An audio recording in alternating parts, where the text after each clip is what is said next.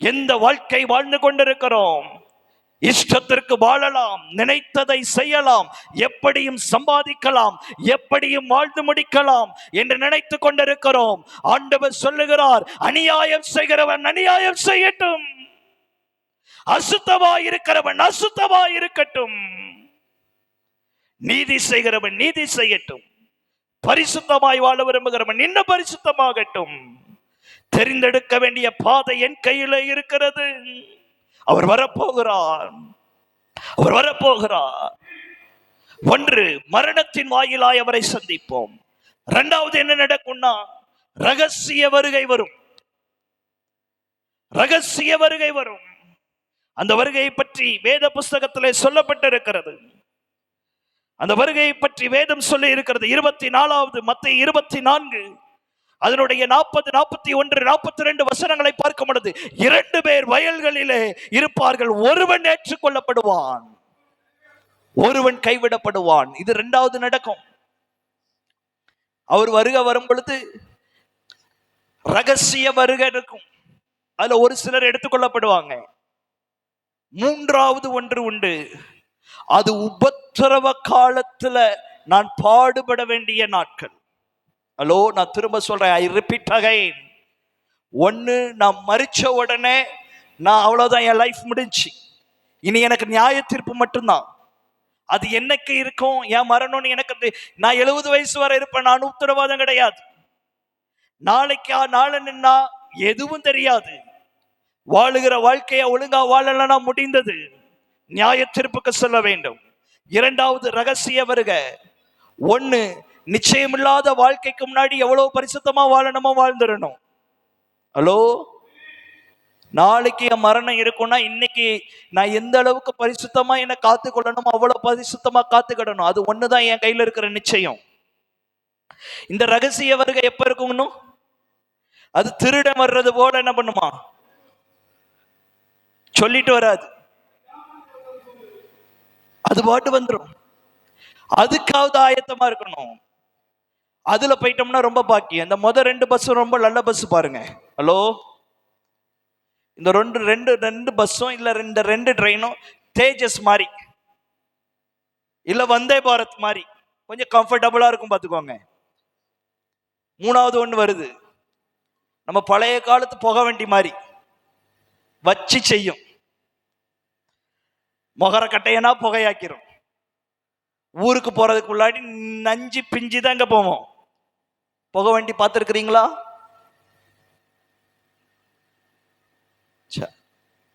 உங்கள்கிட்ட ஏன் பேசுறேன்னு நான் என்ன பண்ணிக்கிறேன், வருத்தப்பட்டுக்கிறேன். புகை வண்டி எல்லாத்துக்கும் இப்படித்தான் ரியாக்ஷனா? பார்த்தா நீங்க நீங்க நீங்க புகை வண்டியை பார்க்காமயே புகை வண்டியில போன மாதிரி இருக்கீங்க. உங்க முகங்களெல்லாம் பார்க்கும்போது அப்படி அவ்வளவு அழகா இருக்கு.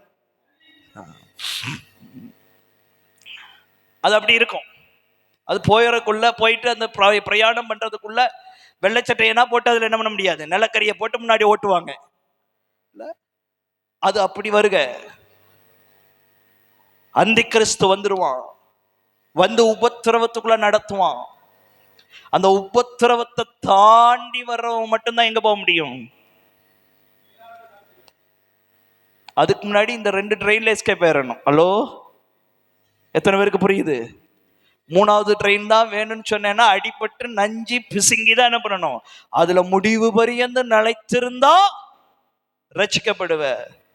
இல்ல போனதோட சேர்ந்து நானும் போறேன்னா அவ்வளவுதான், பரலோகம் இல்லை, நரகத்துக்கு போயிடலாம். அப்ப ஆயத்தமா இருக்க வேண்டிய காலகட்டத்தில் இருக்கிறோம். இந்த வருகையில சந்திக்கிறதுக்கு இந்த 3 ட்ரெயின் கட்டாயம் வரும்.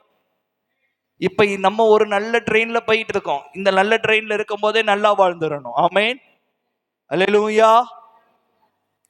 2வது ட்ரெயின் எப்ப வரும்னு, ஆமா, வெயிட் பண்ணிட்டு அடுத்த ட்ரெயின்ல வர்றேன்னு சொன்னீங்கன்னா அது எப்ப போகும்னே தெரியாது. அது நிறைய நேரம் நிறைய ஸ்டேஷன்ல நிக்கிறது இல்லையா, வந்தே பாரத் சல்லு சல்லுன்னு போயிருதான். ஸ்கிப் பண்ணி அது வேகமா போகுமா. அதனால நீங்க பாட்டுக்கு என்ன பண்ணிடக்கூடாது, இங்க இல்லைன்னா போய் அம்பாத்துறையில நிக்கலாம், கொடரோட்டு ஸ்டாப்ல நிக்கலாம்னா அந்த வண்டி என்ன பண்ணாது, அங்க நிக்காது. அதனால இருக்கிற ட்ரெயின்ல சரியா என்ன பண்ணிக்கிடணும், போகணும். அப்ப அவர் சொல்லுகிறார், இதோ சீக்கிரமாய் வருகிறேன். அப்ப அவர் வரும்பொழுது என்ன செய்யணும்? அவர் பலனை கொண்டு வர்றார். அவர் வரும்போது என்ன செய்யணும்? எனக்கு பரிசுத்த ஆவியானவர் பாரப்படுத்தின வார்த்தை, நான் வேகமா முடிக்கணும். சூழ்நிலைமை கர்த்தர் சொல்ல விரும்பினதை வேகமா சொல்லுவதற்கு கர்த்தர் கிருபை செய்வாராக. கர்த்தர் பேசணும்னு நினைக்கிறப்பதான் ஏதாவது நடக்குது பாருங்க. என்ன தூங்க விடல நேற்று ராத்திரி. இப்படி பேசணும்னு சொல்லி என்ன பண்ணாரு, விடிய காலத்துல இருந்து பாரம் நிக்க முடியல, பேக் பெயின் இருக்குது. ஆனா நான் சீக்கிரம் முடிக்கணுங்கிறது கட்டாயம் இல்ல. அவர் ஒரு பக்கம் பேசும்பாரு, நம்ம சூழ்நிலை ஒரு பக்கம் பேசாதன்னு சொல்லும். பேசலன்னா அவர் அடிப்பாரு, பேசுனா நீங்க அடிப்பீங்களோ? அதுக்கு மட்டும் வாய்ப்பு இல்லை. அப்படின்னா விட்டு கொடுக்க மாட்டாரு. ஆமென். அப்படின்னா நீங்க அடிக்கிறதுக்குன்னா எங்களை விட்டு கொடுக்க மாட்டாரு. சரி, அதனால பேச வேண்டியதை கர்த்தர் பேசட்டும். அல்லேலூயா, அல்லேலூயா. இதை இன்னைக்கு கர்த்தர் பாரமா பேச விரும்புறாரு. நீங்க எப்படி எண்ணிக்கொண்டாலும் சரி, இனி நாட்கள் செல்லாது. இந்த உலகத்துல என்னத்தை சேர்த்திருக்கிறோங்கிறது முக்கியம் இல்லை. இதுக்கப்புறம் நித்திய காலமா ஒரு வாழ்க்கை வாழ போறோம். அந்த உத்தரவாதம் இன்னைக்கு எனக்கு இருக்குதாங்கிறது அவசியம். இன்னைக்கு மரித்தா சந்தோஷமா நான் என் ஆண்டவருடைய மடியில போய் இருப்பேன்னு எத்தனை பேர் சொல்ல முடியும்? How many of you can say that? இன்னைக்கு இருந்துச்சுங்கன்னா என் டெத்து, நான் ஆண்டவருடைய மடியில இருப்பேன்.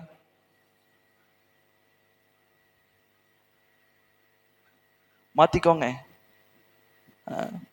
இன்னைக்கு மாறிடணும். ஆமென். இன்னைக்கு மாத்திரணும். சந்தோஷமா அவர் கூட இருப்பேன். நான் இன்னைக்கு சொல்றேங்க, கர்த்தரோடு இருக்கிறது தான் நித்தியமான வாழ்க்கை. அல்லேலூயா. இது 80 வருஷம் ஒன்னும் தேராது. இங்க இருக்கிறவரை கடங்காரன் தான், இங்க இருக்கிறவன் ப்ரெஷர் தான், இங்க இருக்கிறவரை சுகர் பேஷண்ட் தான், இங்க இருக்கிறவரை கேன்சர் பேஷண்ட் தான், இங்க இருக்கிறவரை காலில் பலவீனம் தான், தலையில பலவீனம் தான். இது எல்லாத்தையும் இதெல்லாம் சரி செஞ்சு இங்க இருக்கணும்னு நினைக்கிறோம். அவர் சொல்றாரு, நீ கண் இல்லாம கூட வா, வாய் இல்லாம வா, காது இல்லாம வா, கால் இல்லாம வா, ஆனா எப்படியாவது எங்க வந்துரு. நான் எல்லாத்தையும் சரி பண்ணிட்டு இங்கேயே இருக்கணும்னு ஆசைப்படுறேன் ஆண்டவரேன்னு சொல்றோம். அவர் சொல்றாரு, 80 வயசுக்கு மேல நீயே நினைச்சாலும் பாலை ஊத்தி கொண்டுருவாங்க. 80 வயசுக்கு மேல நம்மளே நினைச்சாலும் எப்ப பாலை ஊத்தணும்னு, இதான் உலகம். ஆனா இதுக்குத்தான் சாப்பிடாம ஓடுறோம், இதுக்குத்தான் தூங்காம உழைக்கிறோம், இதுக்குத்தான் சேர்த்து வைக்கணும் என்ன பண்றோம் நினைக்கிறோம். எல்லா பயிலும் வந்து குண்டு போட போறான். இதான் நடக்க போகுது.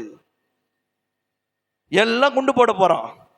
எல்லாத்தையும் அவன் ஒரு பக்கம் நம்ம வீடை சேர்த்து வைக்க, இன்னொரு பக்கம் ஒரு ஆள் என்ன பண்ணிட்டு இருக்கிறான், இதை அழிக்கிறது எப்படின்னு சேர்த்துக்கிட்டே இருக்கிறான். அணு ஆயுதத்தை சேர்க்கிறான், குண்டுகளை சேர்க்கிறான். நம்ம நினைச்சுக்கிட்டு இருக்கிறோம் இன்னும் 7 மாடி கட்டிட்டா நல்லா இருக்கும்னு நினைக்கிறோம். எப்ப எந்த பிளைட் வந்து மோதுன்னு யாருக்கு தெரியுது? அந்த வாரத்துல இருந்து இந்த வாரம் வரை எல்லா பிளைட்டும் கோளாறுல தான் இருக்கான். நீங்க பேப்பரை பார்த்துட்டே இருங்க, இது கோளாறு அது கோளாறு, அது எந்த பில்டிங்ல வந்து மோத போகுதுன்னு தெரியல. நம்ம நினைச்சுக்கிட்டு இருக்கிறோம் இன்னும் 2வது மாடி என்ன பண்ணிடலாம், கட்டிடலாம். நம்ம எவ்வளவு சேர்க்க தீவிரிக்கிறோமோ அவ்வளவு அழிப்பதற்கு தீவிரிக்கிற ஒரு கூட்டம் உண்டாகி கொண்டிருக்கிறது. அதனாலதான் ஆண்டவர் சொன்னாரு, நீங்க இங்க சேர்க்காதீங்க, நீங்க இங்க சேர்க்கறதுன்னா அழிஞ்சு போயிடும், அங்க சேர்க்கறது நிரந்தரமா இருக்கும். அல்லேலூயா.